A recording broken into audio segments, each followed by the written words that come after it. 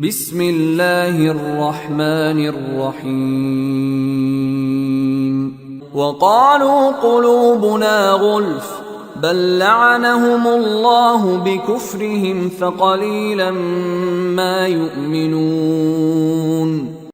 وقالوا قلوبنا غلف بل لعنهم الله بكفرهم فقليلا ما يؤمنون.